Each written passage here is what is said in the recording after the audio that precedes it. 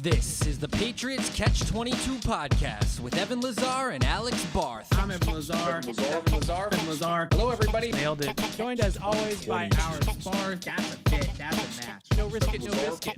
22. Here is Evan Lazar and Alex Barth. For years, I bring this guy up, and Evan rolls his eyes at me. We did it with Troy Anderson last year. We did it with all of these guys last year. We did past years. But this guy's a hog molly, Alex. This guy's nasty.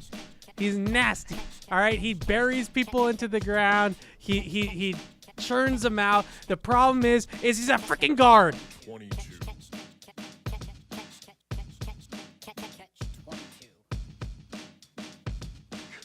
There we go. I still don't think your mic's on.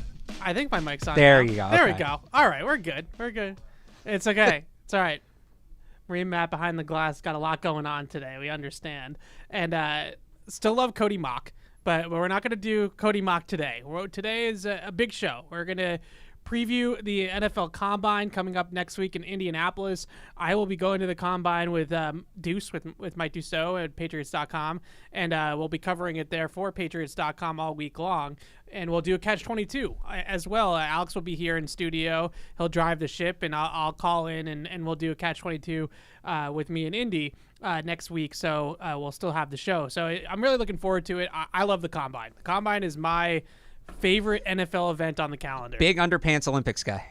I love the underpants Olympics, but I really like getting to talk to the prospects and the interviews. I think that's really cool.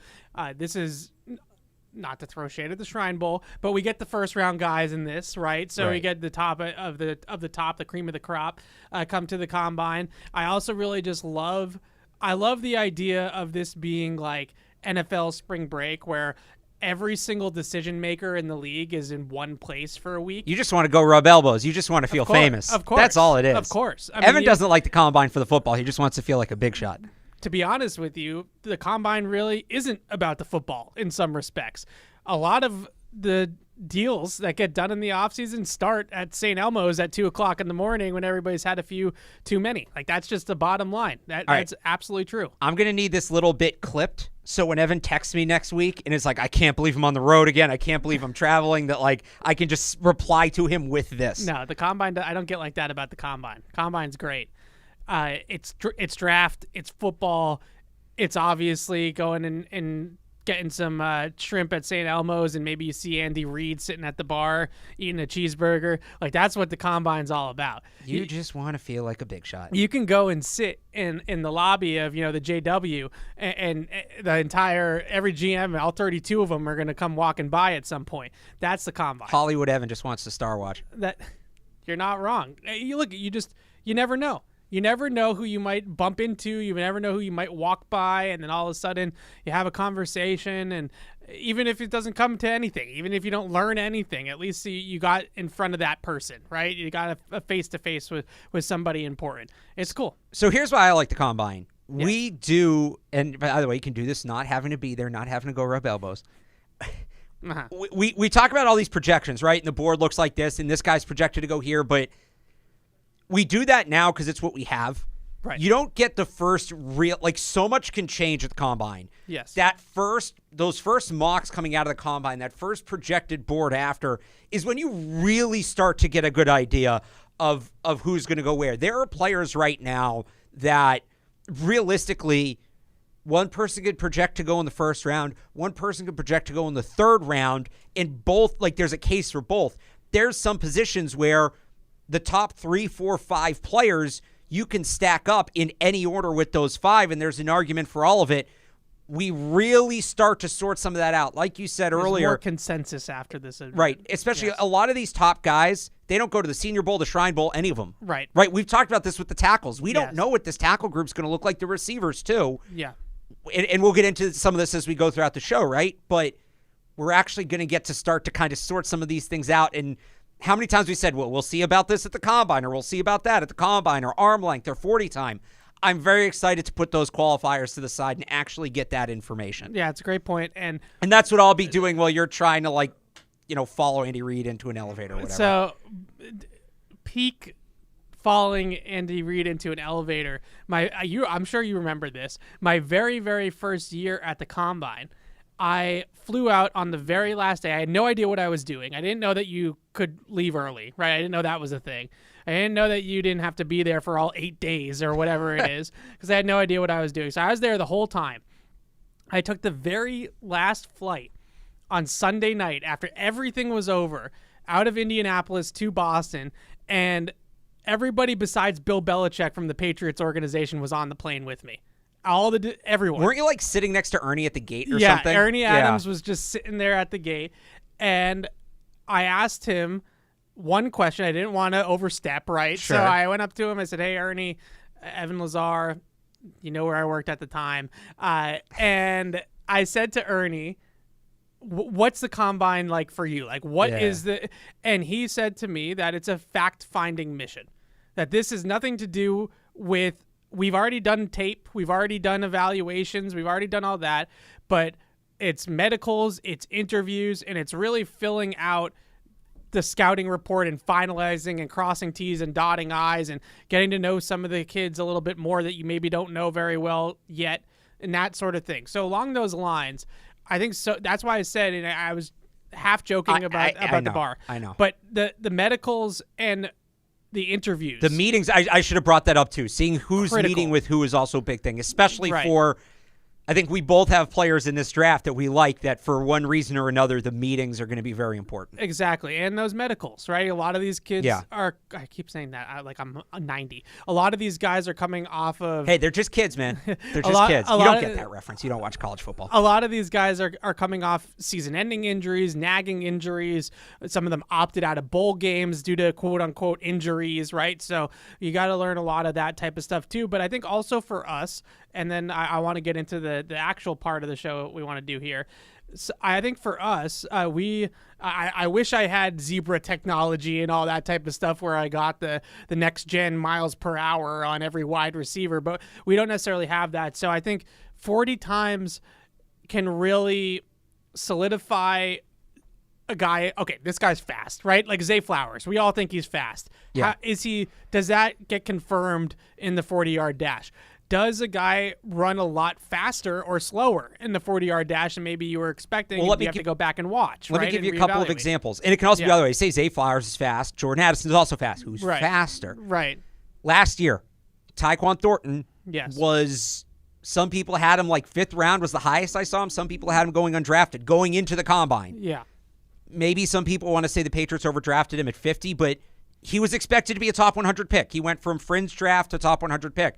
Then there was David Bell from Purdue. Remember him? Opposite, yeah. Who was a first. Everybody had him as a first-round pick. Some people had him as their top wide receiver on the board. Yeah. He ended up going. He ran a bad 40. Ended up going in the 3rd round, and some people thought that was too high for him. Right. So that's not going to be every player, but there's going to be a handful of players we like who are going to fall way down after this, and there's going to be some players either. And you remember this? I was in on Tyquan before the combine. There's going to be a handful of players. Why do I always have to do that? You do always do that. On air, I don't have always. the 50,000 Twitter followers and the New England Patriots behind me like Evan Lazar does. Right. So I have to make sure I get my message out. Wow. Anyway, the point being, there's going to be some players we really like, and maybe right now we have an idea of who some of those guys might be, who are going to fall way down in the rankings, and we're going to think a lot less of coming out of this as football players. And maybe there's some guys that either we don't think highly of right now or aren't even on our radar that are going to shoot up. Pierre Strong was a guy last year. Isaiah Pacheco, both of them. Yep. Neither of them were really on my radar going into the combine. They tied for the fastest 40-yard dash. And then, you start to look, and it's like, hey, there's actually something here. Yeah. So the board's going to change. It's all about confirming your priors or not confirming your priors, right? Like that's what the combine is for people like us, especially. I think teams nowadays, the reason why I brought up like Zebra and Next Gen and all that kind of stuff is because I think teams nowadays have that type of data where maybe they rely more on in-game speed data than 40s. But I still think the 40 matters, and I still think that the combine matters as a whole and is an important part of this whole process. I think there's an element of, you always hear, it's the most important job interview, right, of their lives. Maybe he's fast, but, this thing's clearly important. Did he get himself ready for it? Right. How seriously did he take this? It's not just that he's fast, it's that he got himself in position where he could run his best time. Let's face it, nobody is going out on a football field and running a 3-cone. right? No. So that's a skill that you train for leading up to the combine, and you have to learn it to a degree, right? You have to learn the technique, and you have to learn the best ways to run it. So can you pick that up quickly? Can you grasp things quickly? Can you move that way? All those things, I think, are part of it. I know I've heard guys after their rookie year where, we'll talk to guys and be like, well, what are you looking forward to like this offseason, your sophomore year? And they'll say, well, I'm actually looking forward to working on football this offseason. Right? Because they spend so much time going into their rookie year, getting ready for the combine, that they're maybe not even working on their football technique. So I think we should be spokespeople for the combine, because the NFLPA is pretty strongly starting to think that they don't need the combine. Hang on. But we just laid down the law on why the combine matters. There'll still be the meetings. There'll still be those meetings. And that's what's we're most not important. company men, all right? So, I also have my spiel about the 40-yard dash. Do you know why they run the 40-yard dash? Do you know why it's 40 yards? Yeah, you told me this once before. You don't remember, do you? No, of course All right, not. well, since we're doing the combine, let's do this. I want everybody to remember this when you're watching the combine. I think I could remember all the useless crap you told me. And I'll shout out Zach Cox from Nesson, because he's the first person I've ever seen use the 40-yard dash actually as it's supposed to be used during this season. He tweeted about it. We don't have that much time. That's true. We don't. When they started the combine, the average distance of a punt was 40 yards. The whole point of the 40-yard dash was simply to see how fast guys could get downfield to cover a punt. Your guy Michael Turkin punted further than 40 yards. Well, it's not so maybe 1965, maybe 1970, whatever. 50-yard dash. I'm just saying. Maybe they should. But that's all it is. Like, people ascribe so much meaning to it. It's how fast can you get downfield and cover a punt, essentially. And if you want to make anything more of it, you can. But that's all it really is. Okay. So here's what we're going to do today. We'll take some calls too, 855-PATS-500, take some emails as well. But the crux of the show here today is that Alex and I are going to go position by position, guys that we want to see or are looking forward to seeing in Indy next week at the Combine. The most interesting, most intriguing. One player per person. We're doing one player per person because we'll be here for 5 hours. I know. If we go more than one. Look, do you have your preview up yet? No, it'll be up on Monday. Mine's going to be up on Monday, too. So, 98.5sports.com. One per person, and we can fill in some holes elsewhere to get some other names in there, but one per person. Yeah. Let's start with the sexiest position, the one that everybody likes to talk about, wide receiver. Who are you looking forward to seeing at wide receiver, and why? Honestly, I'm looking forward to see who Kayshon Boutte meets with. But in terms of the combine, the drills, it's Quentin Johnston. Because what's he going to run? 6'4", 215. I have people telling me that he's this elite, true number one generational prospect, and the Patriots should draft him at 14. Well, here's the thing. If he runs people are telling me he's going to run in the 4.4s. Yeah. If he runs in the 4.4s, he's not going to be there at 14. He's going to be a top 10 pick. Right. So Calvin Johnson ran a 4.3 at 230, and that's the gold standard of freak. DK Metcalf, I think, was 228 and ran a 4.35.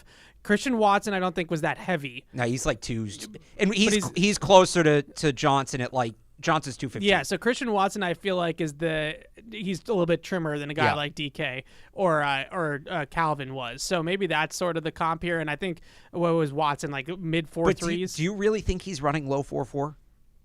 No, and the reason I'm talking about Johnston. Yeah, no, I know. And at that point, I'm not interested. As we've said, they need speed. Yeah, the reason why I don't think he's a 4.5. I think he's 4.48 is what I'm gonna say. Right good. There. I think the reason why he's that is from what I see is he's more of one of those guys that's a builder of speed. Right? Okay. He's got those long strides and he builds up his speed as he goes. I don't necessarily look at him on film and see a guy that's just instantly out of the gates, right? And if you're going to put up a time in the 40, you have to, that 10-yard split is really what you need to hit a low number on, right? You have to really be moving early on. So I think that he's more of a builder of speed and someone that gets up to 18, 19, 20 miles an hour once he's in the open field, but might not get there instantly like a Zay Flowers, for example. For people who don't know, the 10-yard split is, in addition to the 40 time, you see the times for each 10, at 10 yards, at 20 yards, at how long it's taking to get to each of those. It's how you come out of the blocks. Yeah. All right, so wide receiver for me, it's Jackson Smith-Njigba, my guy. I think he's wide receiver 1. I think he's going to run faster than people think. You think he's going to run? I don't know if he's going to run. Then how do you think he's going to run faster than people think? Because I think he will run either at his pro day or at the combine. Of course he's going to run faster than people think at his pro day. He's going to run faster than people think. All right. And the main reason why I feel this so strongly about this is because I think the reason why JSN looks quote unquote slower on film to a lot of people is because he actually knows how to pace out his routes, and he's not just coming out of the blocks at 100 miles an hour because he's setting up things, right? He's running routes with good pacing, good timing, good rhythm, and good acceleration where he's got different gears, right? So I think a big thing when you look at wide receivers, it's not about running as fast as you can all the time. Sometimes you got to set things up. You got to change gears mid-route. When you get to the top of your route, that's when you really want to accelerate, and that's what I see from JSN. So I don't think that it's that he's slow. I just think that he's running routes with pacing, with timing. The other guy that reminds me of that used to do this, and everybody thought that he was going to be slower, is Justin Jefferson.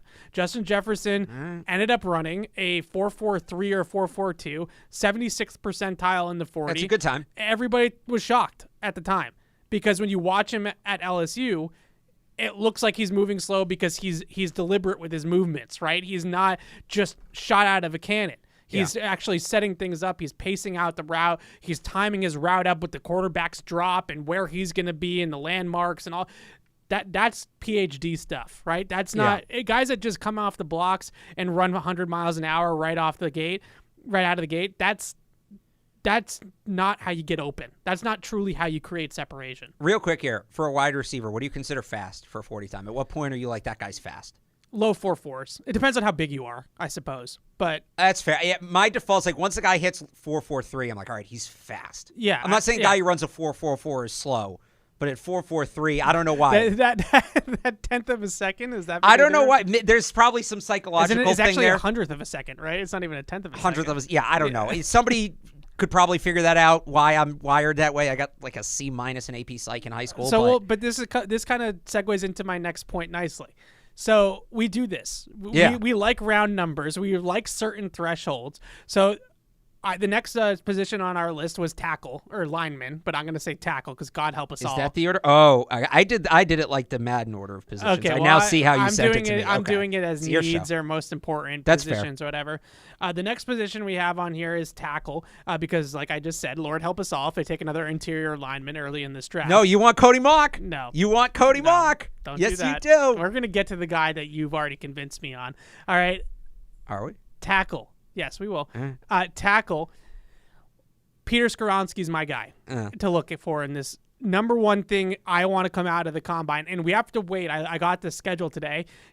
O-line don't measure in until Sunday. You got it today? I got it a couple days ago. Well, I just was looking at it today. A week from Sunday. So the very last day of the combine is when we finally get a measurement on Peter Skoronski's arm length, which is the most antiquated thing ever about the whole draft process. But the bottom line is that if his arms come in under 33 inches, everybody's going to say he's a guard. Everybody is going to say he's a guard. No one's going to have him at tackle anymore. He's going to be a guard, and that's it, right? That's the end. Why 33 inches? Like, if he's got 32.5-inch arms. Nope, can't play. Is that half an inch really? That's really where we're going to make or break it, right? That part of it to me I think is funny, but I think it's twofold, right? One is I know that some people have Isaiah Wynn PTSD when it comes to this, and they don't want to draft a quote-unquote undersized tackle, right? Or they want that prototype. They want those measurements. That, I think, is one part of it.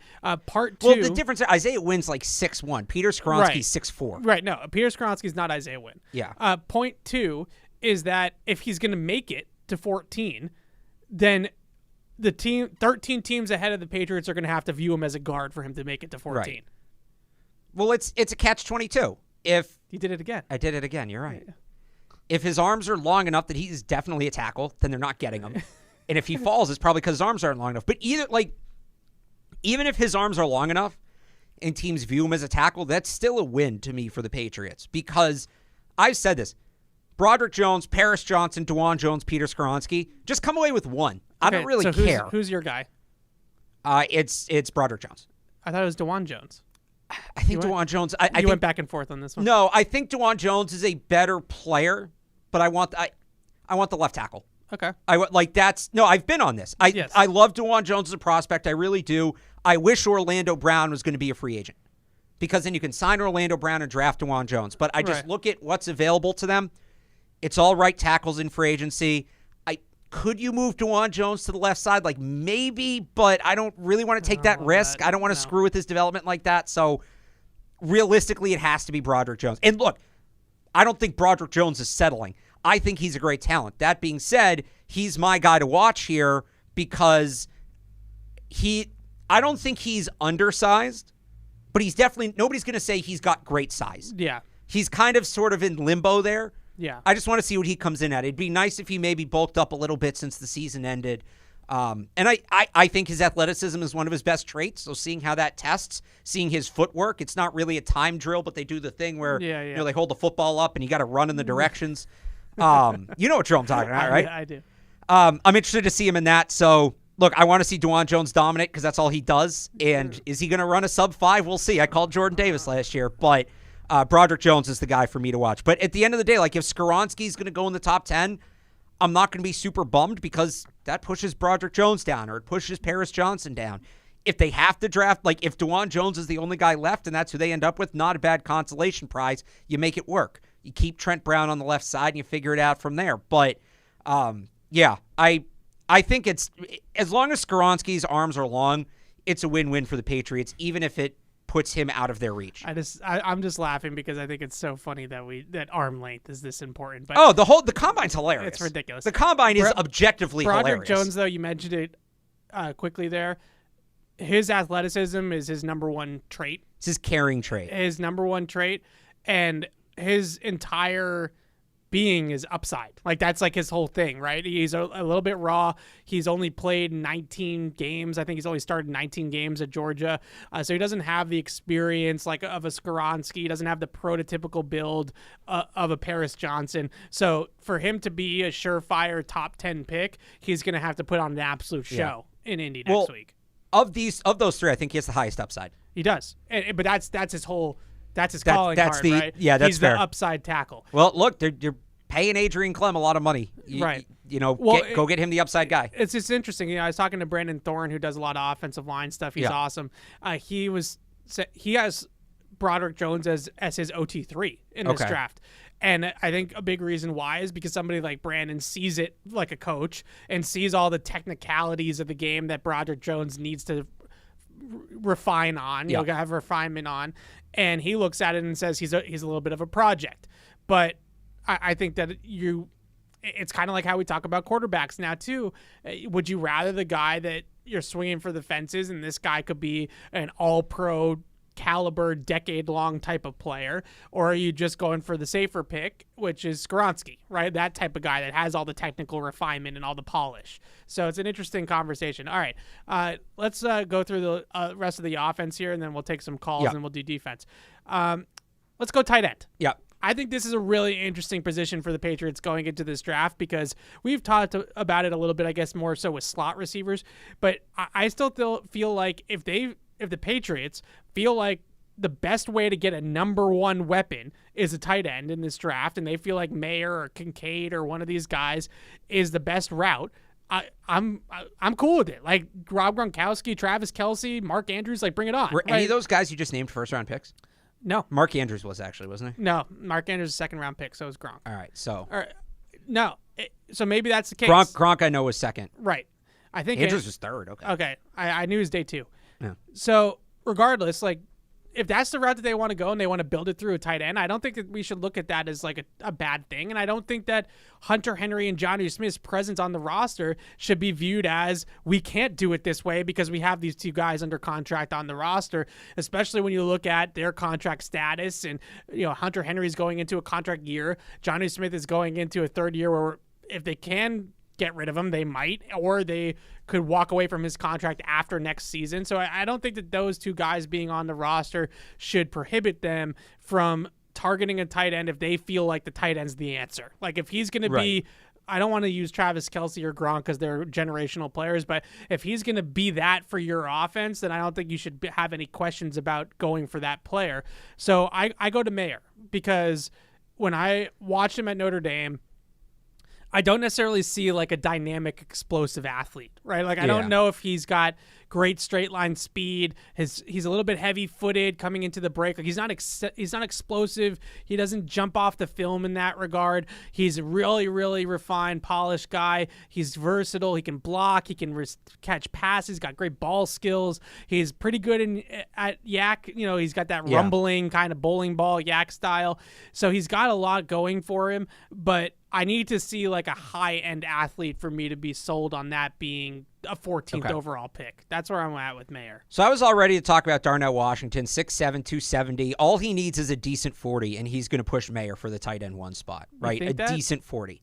You think 6'7", 270. Have you seen the way tacklers bounce off of that guy? I know, but he is slow. That's why I said a decent 40 if he runs a decent 40. To me, he's like, he's a tackle / tight end, right? Like he's not actually a pass catching tight end. But that's why I say if he runs a decent 40, maybe he's gotten himself in more athletic shape here. If he runs a 4.8, of course, then no. Okay. That's the whole point is, right, we're Okay, learning. So I was already to talk about him. But a friend of mine texted me a mock draft for his team today. It's not the Patriots. And I was looking at it, and I was like, this is good. But I have a feeling I know this friend. I don't think you do. Oh, okay. Never mind. Falcons? No, never mind. Different person. I was like, all right, this is a pretty good draft, but you took this tight end in the 6th round, this kid from Old Dominion, Zach Kuntz, who I've never heard of. And he goes, look up Zach Kuntz. So this morning I'm watching. So your tight end is a tight end from Old Dominion named Zach Kuntz. I'm watching. Who you of all people have never heard of until today. So I'm doing some digging on this kid. First off, he was originally recruited to Penn State, which is a tight end factory. Transferred to Old Dominion because he wanted to play more. Had an all-conference season 2021, got hurt 3 games into the season last year. He is 6'8", 251, and supposedly is running low 4.5 40s in workouts. His ball skills are great. He's a really good route runner for his size. He actually lined up more in the slot than he did inline last year. I can't believe we're doing Old Dominion. All right. Okay, so you've come back around from the last show. Anyways, I'm fascinated by this kid. I am now fascinated. I think you're only fascinated because you didn't discover him. So therefore now... No, I hate it. I hate it when I have to give other people credit for finding a player. No, here's why. Because they have Hunter Henry and Jonnu Smith under contract for another year, right? Yes. They can go get a project player with a relatively low pick and just sort of see what happens. And if that guy doesn't hit, you re-hit it next year. That's the approach you take if you're sold that Bill O'Brien, a much more better offense. I don't want to use the word streamline because we made that mistake once already. Right. A much better offensive coordination and all that stuff. Hunter Henry and Jonnu Smith are going to be real players for you next year. Then you take the flyer on the day 3. I think Hunter Henry can be. From Old Dominion. Watch him. Okay. Watch him. We're going to see what he does this week. Look, this is more or less about when I found Tyquan last year. I'm just saying, 6'8", 250. He's running 4.5 40s. It's not a little bit interesting to you? No. From the Penn State pedigree, that school, those tight ends? No. The South Dakota State tight end's a little bit interesting to me. Kraft. He's a good player. Old Dominion is a more technically a higher prestige program than South Dakota State is. He's a consensus top 100 guy, right? I mean, we're not. Well, this guy was hurt last year. And you know how I like Latu. I still want to see Latu run. I like Latu too, but Zach Kuntz. Cameron Latu from Alabama. Cameron Latu is not supposed to run well. If he puts up like a 4.7, which is like average for a tight end, that's a great time for him. What if Darnell Washington runs a 4.7? No. Still not enough for you? I just think he's a blocking type. I think he's Mercedes Lewis. Mercedes Lewis has been in the league for like 20 years. And that's great, but they don't need Mercedes Lewis. They need a difference maker. He's more dynamic with the ball in his hands than Mercedes Lewis. Guys bounce off of him. Also, Mercedes Lewis once had a 700-yard season. Cool. I need a guy that's going to have a 1,700-yard season, not a 700-yard season. All right. Well, I'm just saying. Zach Kuntz. I don't think he's got 1,700 yards, but maybe in his career. All right. Running backs. This is the one. You know how I feel about running backs. You're petrified. I hate running backs, but you were on my case to watch this guy. I'm a little bit convinced. Do I ever steer you wrong, Evan? I ever steer you wrong? The argument that I'm going to We're going to come in here in a month, and he's going to be talking about how Zach Kuntz is like the best sleeper tight end in this draft. The argument that I'm going to use here for this guy is that I think with Ramondre Stevenson already here, that you can use this player in Bill O'Brien's offense as an offensive weapon.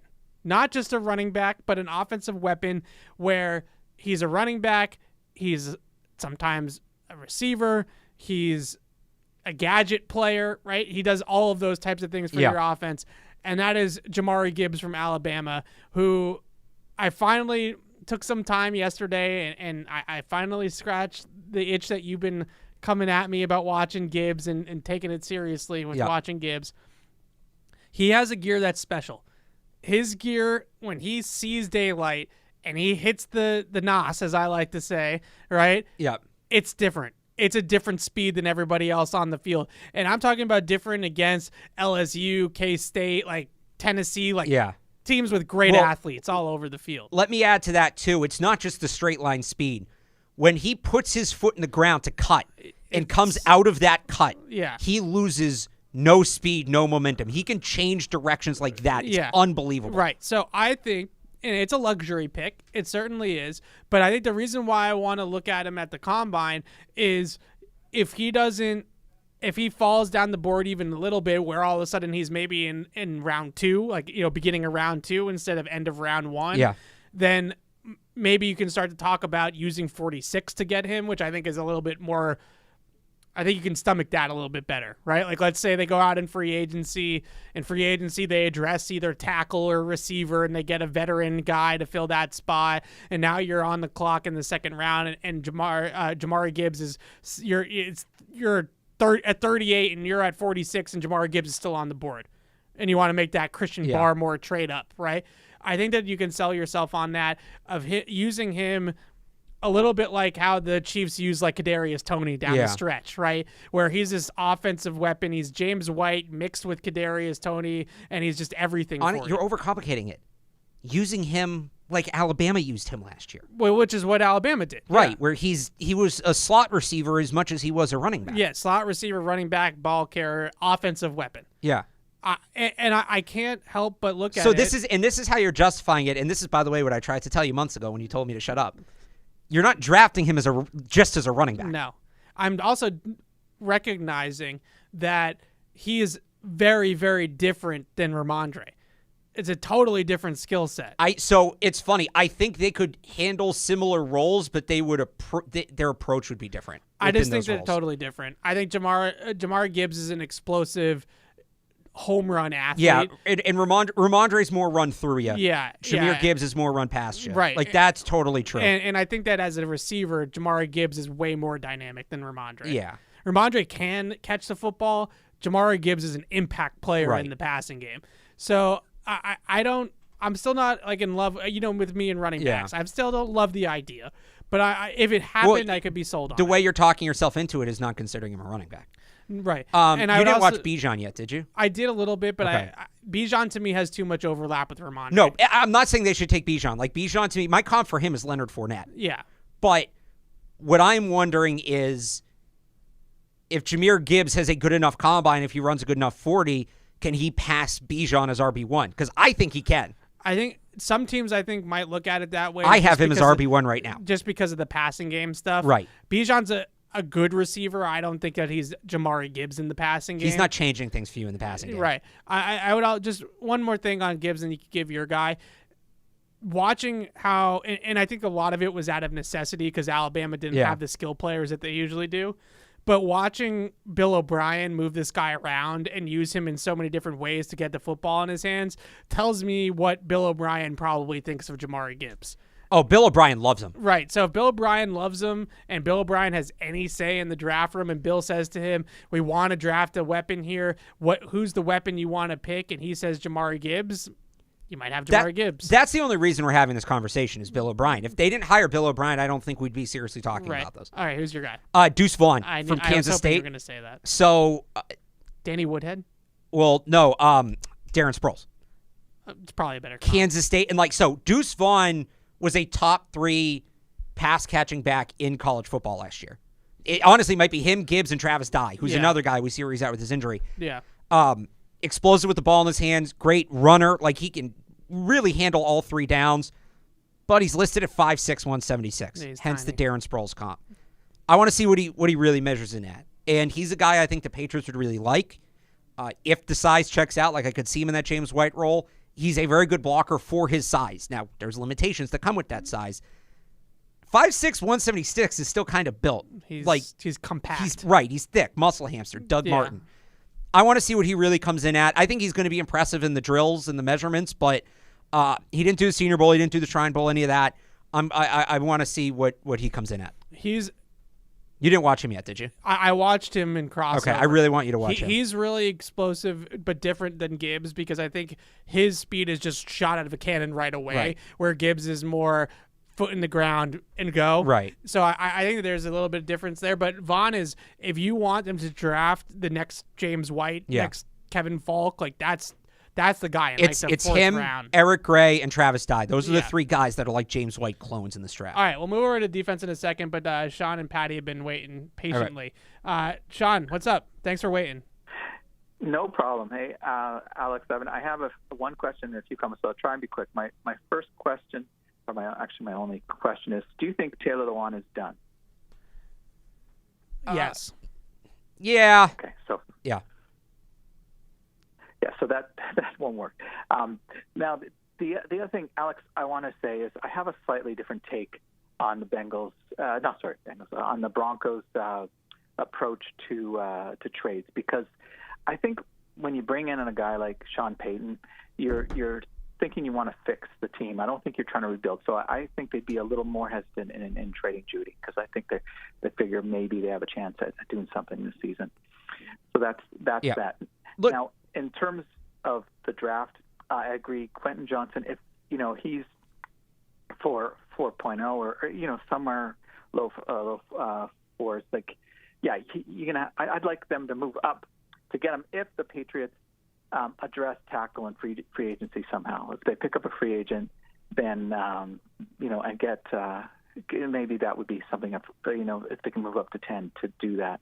And the other thing I wanted to mention is earlier in PU, the argument about the 1989 draft really goes to what Paul was trying to make in his thing about tackles, because if you look at that draft, 4 of the top 5 picks were like not just Hall of Famers, like legends: Aikman, Sanders, Derek Thomas, Deion Sanders. Like, that was amazing. And then the only bust is Tony Mandrich.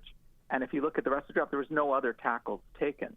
So in that draft, Tony Mandrich stood above everything else at tackle, because in that year in college, the tackle play was low, and I think that was good proof of it. Where this season, in the draft, there's lots of tackles that are up there. So I don't think this is going to be the kind of bust that we're going to see. You're never going to see a bust like Tony Mandrich again, but I think that helps Patriots' outlook if they want to draft a tackle.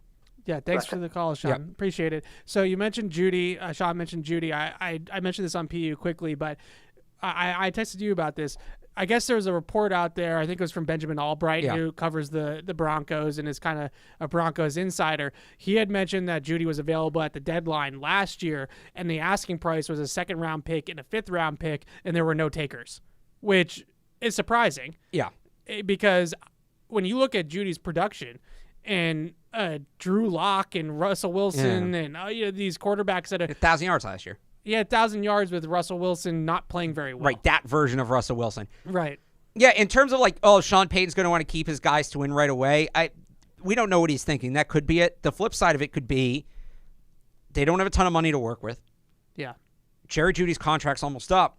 Does he flip Jerry Jeudy for a pick so he can get his own guy in that role that he knows he's going to have for the next 4 years? Right. The question is, I guess, bottom line, why is that asking price too much for Jerry Jeudy for the league? Because if that was truly the asking price and he didn't move at the deadline, and that tells nobody you ever really wants to make a deal at the deadline. Maybe that's what it was. I think that's what it was. The other thing I would say is, especially at that position, Sean Payton's offense loves the slot. Yeah. He's another guy, offensive mind, that loves the slot. That's why Michael Thomas put up the numbers that he used to put up when he was healthy. So does he view Jerry Jeudy, which he very well could, as like a healthier, younger Michael Thomas, in which case he should eat in that offense, right? And have huge numbers. Or to your point, does he want to recycle the asset where he trades Jerry Jeudy for 46 in one of the Patriots' 4th-round picks, and then at 46 he takes Kayshon Boutte, right? Or he takes Josh Downs or whoever the guy is that he likes, and therefore they recycle the asset and they start over on the contract and all that kind of stuff.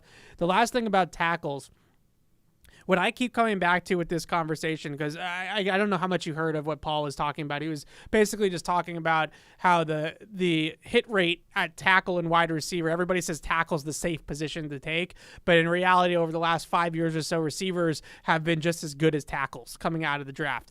I think the biggest thing for me is that I don't know if I would have any of these receivers, besides maybe the exception of JSN, as a first-round receiver in, let's say, last year's draft, right? Like, this draft to me at receiver is great on day 2. It's great.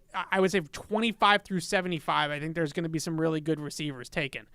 But is it really one of those drafts where I don't think any of these guys are, again, with the exception of maybe JSN, are CeeDee Lamb, Jerry Jeudy, like even like the Ohio State guys last year, Olave, Wilson, Jamison Williams from out. Like, I don't think that we're at that talent level. That's why there's nobody projected really to go inside the top 10, because there isn't a Jamar Chase in this draft. Right. It's all, like I say this all the time, it's all relative. Right? Whereas with the tackles, I think that this is a really good tackle class in the first round. Yeah. So that, I think that matters. That to me matters. Of every people that want to take, I'll say this on this show too, people that want to take a receiver at 14, you got to start coming with me with names. Yeah, you can't just it's fake, right? It's right. You're making up create a player in Madden that doesn't exist. Right. So if you have that take, that's okay. It's not a bad take in terms of that they need that asset, right? But you got to justify. You got to put a name to this. Yeah. All right.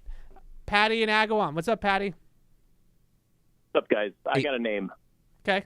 But it's not a first-round guy.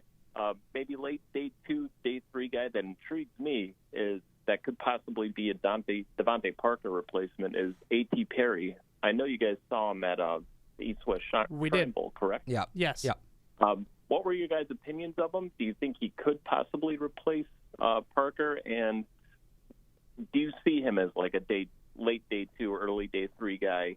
And that's all I got, guys. I'll talk to you next week. Thanks, Patty. Thanks. So this draft, we mentioned a lot, I think, but I know we've probably both written about this. This draft is not great with outside receivers in terms of depth. It's really great with slot receivers. Like if you want a Z or a slot receiver, this is the draft for you. Yeah. If you want an X, it's kind of Quentin Johnston's the top tier. Yeah. Cedric Tillman's kind of that next tier, and then A.T. Perry, who Patty just mentioned, is probably that middle tier, right? Yeah. So we liked A.T. Perry for moments, I would say, at the Shrine Bowl. I wasn't super impressed, honestly. He didn't play great in the game either, If you want like a big receiver from the Shrine Bowl, I'd go with Justin Shorter, Bryce Ford Wheaton before I'd go with A.T. Perry. So I think A.T. Perry's got good acceleration. Michael Jefferson, too.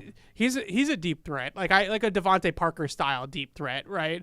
So I think he can do that sort of things. I don't hate A.T. Perry, and if they really want that skill set, if they're dead set on adding an X receiver, if I'm the Patriots, just from their track record with that position in the draft, I would much rather them take a chance on it with A.T. Perry in the 4th round than using a first-round pick on Quentin Johnston and striking out on a first-round pick. But then at that point, just give me Justin Shorter in the 6th round, who I thought had a better Shrine Bowl, who they actually worked with, and is just A.T. Perry's tall, but I wouldn't call him big.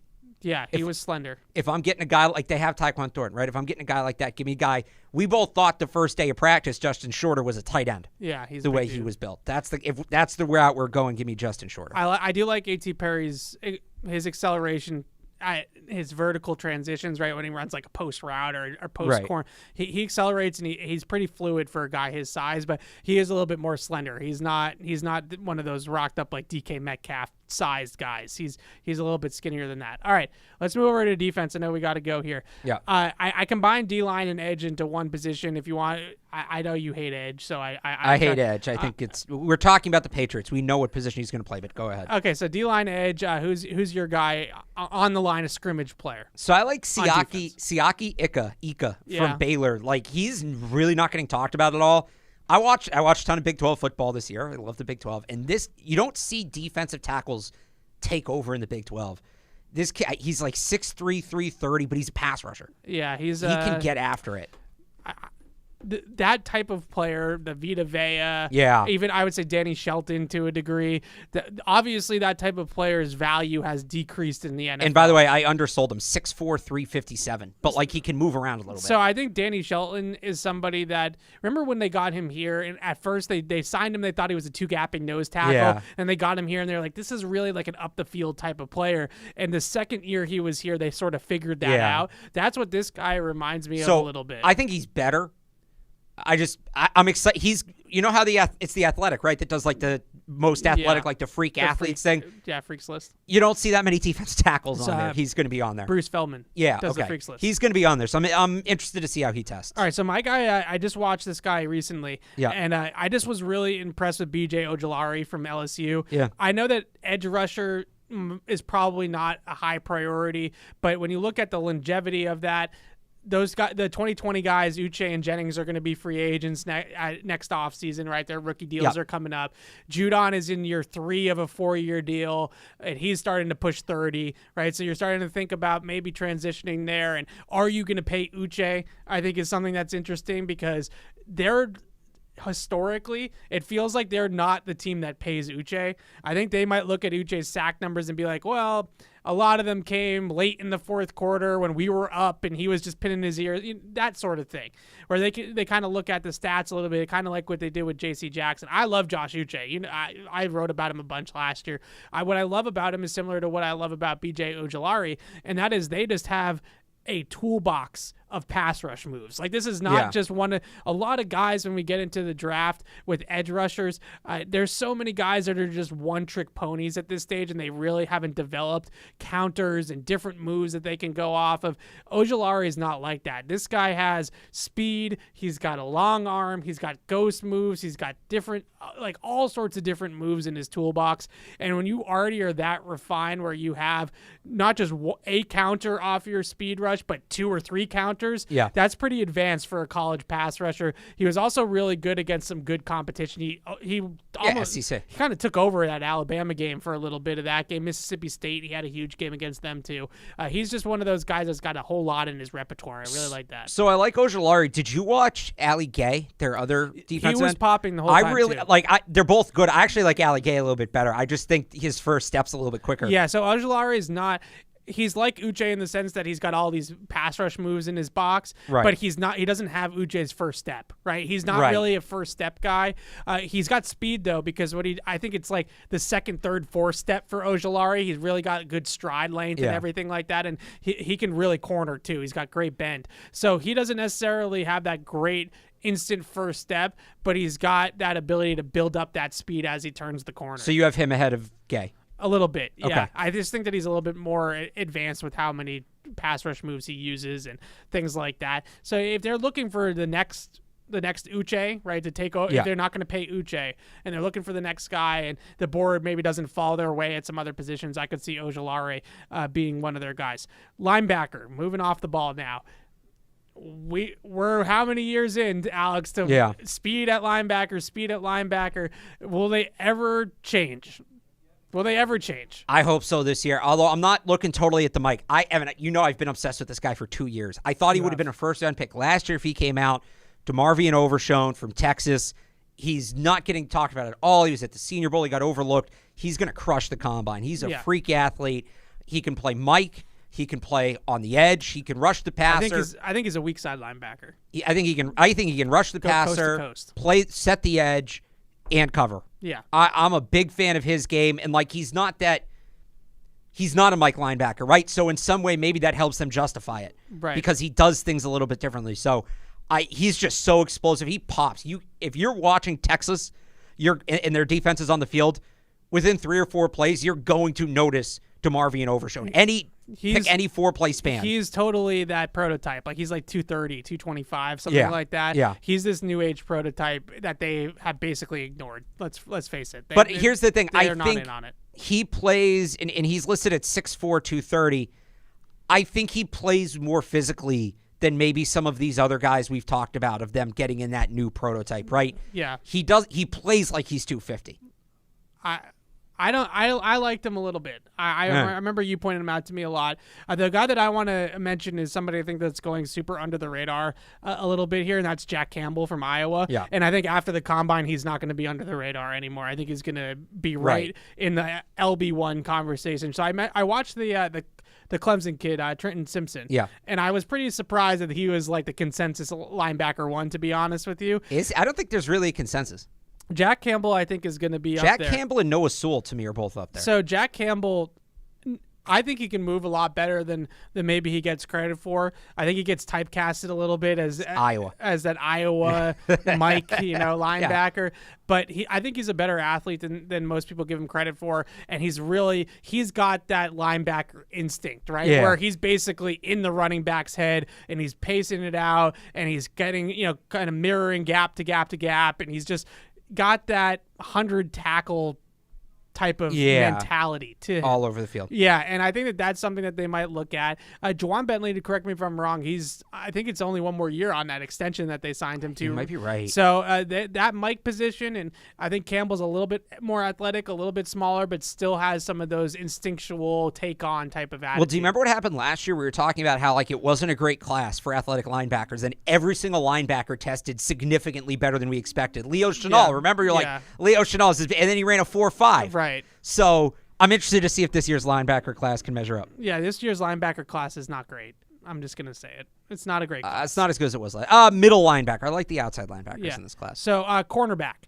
The quarterback that I wrote down was Deontay Banks from Maryland, who is somebody we've talked so much about, like Christian Gonzalez and Witherspoon and Joey Porter and some of the first-round guys. I think this guy's kind of quietly becoming, other than the guy that I think you're going to mention, is one of my favorite day 2 corners. Watching him against Ohio State, and if you can play against Ohio State, then you can hang in the league. Like that, if you can match up against those receivers, then you're good. And he had some of the most physical jams at the line of scrimmage that guys weren't even able to get off the line of scrimmage. He would just, it was almost like a gunner, right, on a punt, and he's just holding them there. And it was really impressive, but I also think he can change directions and mirror routes, things like that. He's like 6'2". He's exactly what the Patriots need. Like most 6'2", 205 corners, long speed's going to be the question. Does he have enough long speed to hang in a high volume role on the outside in the NFL, or is he just going to be a matchup guy where when you're facing a 6'4", when you're facing T. Higgins, you might have him guard T. Higgins, but then next week when Tyreek Hill and Jalen Waddle come to town, now he can't play, right? That's what you have to avoid, I think. But I want to see what Deontay Banks runs in the 40, and I also want to see what your guy runs in the 40. Yeah, Julius Brents, everybody knows I'm a huge fan of his, but every time I bring him up, he's 6'3", everybody goes, Juwan Williams. Right? No. I want to see him run this 40 already, so we really know how fast he is, and either A, I can continue on the Julius Brents hype train and say, no, he's big and fast, or B, I can go find somebody else if he doesn't run a good time. Right. But I think he will. Looks fast to me on tape. That's the biggest thing with Juwan Williams, is that I think that it's an important conversation to have, and I plan on trying to hash this out a little bit further at some point, maybe on the show. And that is, why did they miss on Juwan Williams, right? Why? Right. So because if they were going to go with that mold again, and they're going to try to get a 6-foot+ corner again, then they have to avoid another Juwan Williams, right? Yeah. So I think the biggest thing with Juwan Williams, was he like a 4'6" guy? 4'6'4", I have it right here, 4'6'4". That was why they missed, right? He just doesn't have the play speed. He's not fast enough to play in the NFL, at corner, at least. So if Julius Brents runs a 4'5" instead of a 4'6'4", then it's fine. All right, safety. Safety, I'm going to go. So this guy's super under talked about, honestly. Christopher Smith from Georgia. I say this all the time. There's not a ton of free safeties. Just take any Georgia coming out. defender. That's fair. But no, I like him specifically because he's a true free safety. Yeah. That you don't see a lot of coming out of college. I think his instincts are off the chart. I think he can probably play single high. We'll see kind of where his speed and agility is at, but everybody wants to get all hot and bothered about the Alabama safeties, and then we skip right down to Trey Dean, right? Christopher Smith's kind of in the middle there. I think he can play. I want to see him get on the radar. So he was a Senior Bowl guy too, by the way. He had a good Senior Bowl. Nobody talked about it. Georgia has Christopher Smith, and then Alabama's got 2 safeties as well. Well, they both do. So my top 4 safeties are... No, I meant Georgia had 2 safeties too, right? Yeah. Who's the other one? Tyke Smith. So they're both named Smith. Yeah, this is why it's confusing. Tyke Smith is such a Patriot because he plays deep, box, slot, and boundary. Like, he's listed as a safety, but he's a defensive back. He is a defensive back. He's supposed to go like or late day 2, early day 3.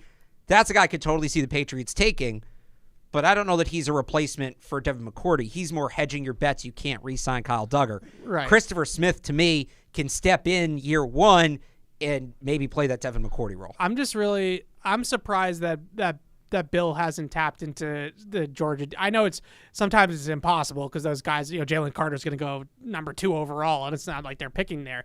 But I just am surprised that they haven't tapped into Georgia yet, because I feel like every time I watch their defense, Kirby runs his defense so much like the Patriots defense, right? Like the scheme is so similar. I mean, because he worked under Saban. Like, there's ties there. So it just like drafting defenders from Saban, and the guy I'm going to go with is from Saban and from Alabama, and that's Brian Branch, who I really think, if Devin McCourty decides to retire, I really think Brian Branch could be the pick in the first round for the Patriots. Okay. This guy, so Branch played the star role for Saban, which is the slot defender. He was in the slot. He's a nickel. All right, but I don't think that's where he's going to be in the NFL.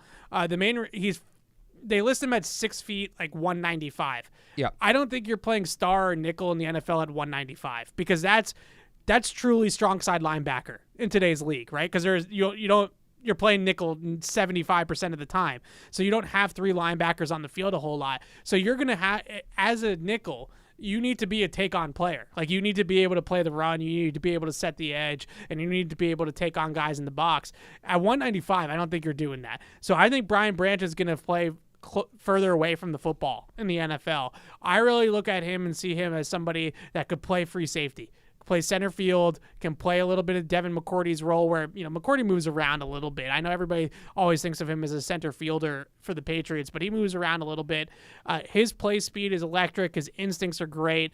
His click and close on the football is excellent and dominant at times. His game against Kansas State was ridiculous. I mean, he just took over the game on the defense side of the ball for Alabama. I really like Brian Branch. He's one of my highest rated prospects in this draft for the guys that I watch. Alex, you know this, but yeah, I take out the top of the draft guys, right? I don't waste my time on Jalen Carter and Will Anderson. Right. They're not going to be Patriots. Yeah. So out of the guys that I have watched, Brian Branch has one of the highest grades out of all those guys. And again, I think his best NFL position is probably free safety, not nickel. I just don't think he's big enough to play the nickel. That's fair. All right, so that wraps it up. Alex, you got to get going. I got to get going. Yep. You got to get we going. We got to wrap this quick. I'll be on Felger and Maz at 4 o'clock doing an hour of football. If you're not sick of Alex yet, you should go listen to him on F&M with Joe Murray, right? Jim. It's Jim Murray and Tim McCone. Jim.